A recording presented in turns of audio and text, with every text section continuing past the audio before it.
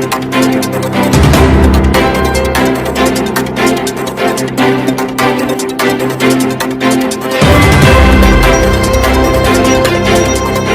देख रहे हैं महा इंडिया न्यूज, खबर वही जो हो सही।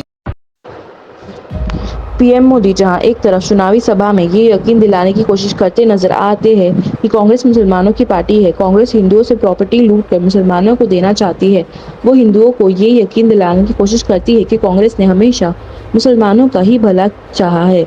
वहीं दूसरी तरफ एक टीवी इंटरव्यू में पीएम मोदी मुसलमानों को ये भरोसा दिलाने की कोशिश करते नजर आए कि कांग्रेस ने ना कभी उनका भला किया है और ना ही उनका भला चाहती है। उन्होंने मुसलमानों की हालत की जिम्मेदार कांग्रेस को ही बताया है। उन्होंने मुसलमान से सोच बताने की और बदलने की अपील की है, जिसका मतलब ये निकला जा रहा है कि पीएम मोदी नहीं चाहते कि मुस्लिम समाज के लोग कांग्रेस को वोट दे।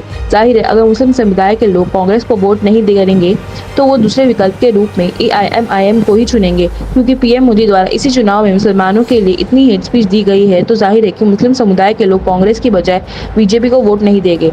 और अगर कांग्रेस के इंडिया गठबंधन को मुस्लिम समुदाय कांग्रेस से नाराजगी के चलते वोट नहीं देता है और कांग्रेस के इंडिया अलायंस के बजाय AIMIM को चुनता है, तो विपक्षी गठबंधन कमजोर हो सकते हैं, जिससे सीधा फायदा भाजपा को मिल सकता है।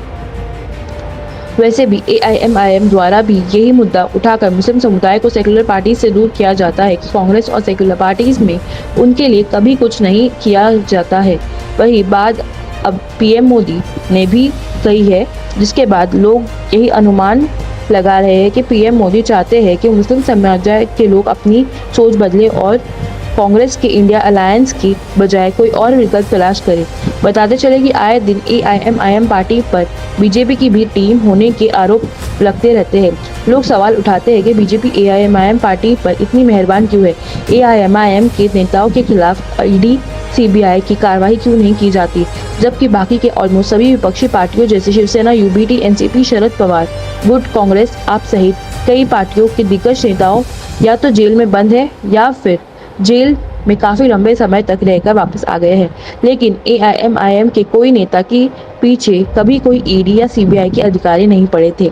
लोग AIMIM पर ये भी आरोप लगाते हैं कि 2013 में अकबरुद्दीन ओवैसी द्वारा हिंदू समुदाय के खिलाफ दी गई 15 मिनट के लिए पुलिस हटा देने वाली हेट स्पीच की वजह से भारतीय जनता पार्टी को 2014 के चुनाव में काफी फायदा हुआ है।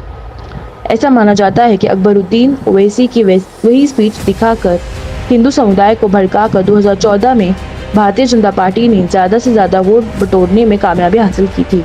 इसके अलावा भी अकबरुद्दीन ओवैसी की हिंदू देवी देवताओं को लेकर कई भड़काऊ हेट स्पीच वायरल होती रहती है, जिसे देखकर और दिखाकर हिंदू धर्म को मानने वाले लोगों को भड़काकर वोट बटोरा जा सकता है। मैं आज पहली बार कह रहा हूँ, कभी पहले कभी इन विषयों को कह रहा हूँ। मैं मुस्लिम समाज को कह रहा हूँ, उनके पढ़े लिखे लोगों को कह रहा हूँ कि आत्ममंथन करके सोचिए, देश इतना आगे बढ़ रहा है, अगर कमी आपके समाज में महसूस होती है तो क्या कारण है?